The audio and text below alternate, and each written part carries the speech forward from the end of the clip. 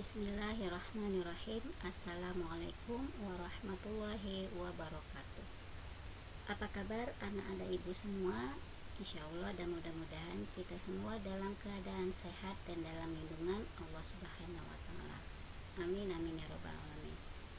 Bertemu kembali kita pada pagi hari ini dalam pembelajaran jarak jauh untuk mata pelajaran fisika. Namun sebelum kita mulai belajar, alangkah baiknya kita berdoa terlebih dahulu. Baik, mari kita sama-sama membaca surat Al-Fatihah terlebih dahulu ya. A'udzubillahi minasyaitonirrajim. Bismillahirrahmanirrahim. Alhamdulillahirabbil alamin, arrahmanirrahim, maliki yaumiddin, iyyaka na'budu wa iyyaka nasta'in, ihdinas siratal mustaqim, siratal ladzina an'amta 'alaihim ghairil maghdubi 'alaihim waladdallin.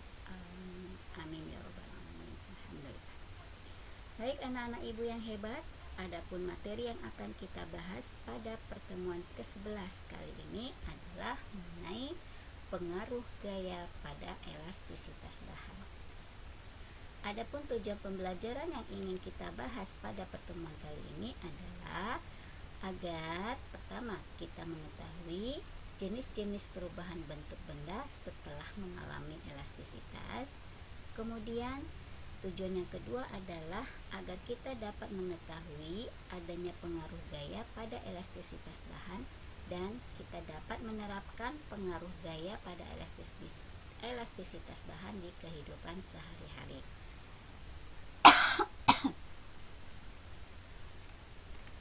Anak-anak ibu yang hebat, ada beberapa jenis perubahan bentuk benda terhadap elastisitasnya, yaitu pertama, regangan atau yang dimaksud dengan tegangan tarik.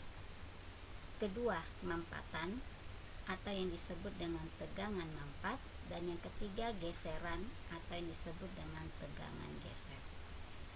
Tegangan tarik atau regangan yaitu perubahan bentuk yang terjadi jika dua buah gaya yang sama besar dan berlawanan arahnya diberikan pada masing-masing ujung benda dengan arah menjauhi benda, dan dengan demikian benda tersebut akan bertambah panjang.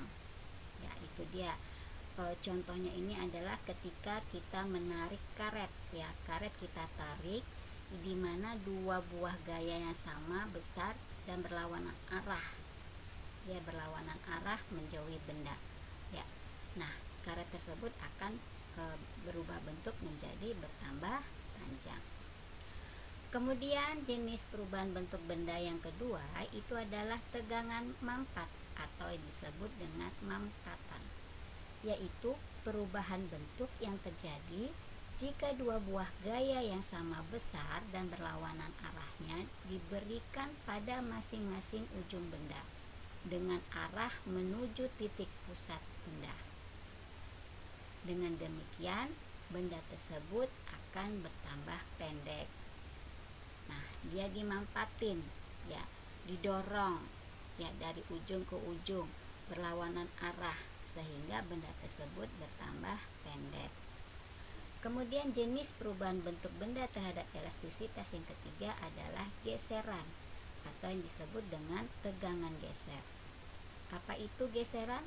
Yaitu perubahan bentuk yang terjadi jika dua buah gaya yang sama besar dan berlawanan arahnya diberikan pada sisi-sisi bidang benda. Nah, di sini dengan demikian benda akan mengalami pergeseran bidang sisi. Oke. Nah, bagaimana pengaruh gaya pada elastisitas bahan? Itu benda padat, dia dipengaruhi oleh gaya dari luar. Misalnya ketika kita tarik, geser, atau ditekan. Nah, pada saat itu benda tersebut akan berubah bentuk. Jika benda tersebut dapat kembali lagi seperti semula setelah gaya yang diberikan hilang, maka benda tersebut disebut dengan benda elastis, seperti yang sudah kita bahas di pertemuan ke-10. Nah, di sini ada 4 pengaruh gaya yang terjadi pada elastisitas bahan, yaitu pertama, gaya dari luar. Misalnya itu adalah ditarik, digeser, atau ditekan yang akan menyebabkan perubahan bentuk pada bahan benda.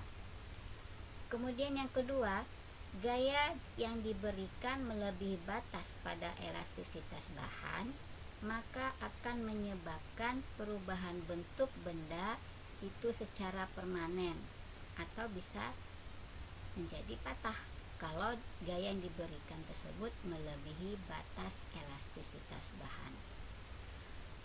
Pengaruh yang ketiga itu adalah gaya-gaya yang diberikan dari kiri atau kanan bahan akan menyebabkan bahan meregang. Ya, meregang dia atau terjadi perubahan panjang. Contohnya dapat kamu lihat pada gambar. Nah, pengaruh gaya yang keempat adalah gaya sejajar dengan permukaan akan menyebabkan permukaan benda bergeser sehingga timbul tegangan geser.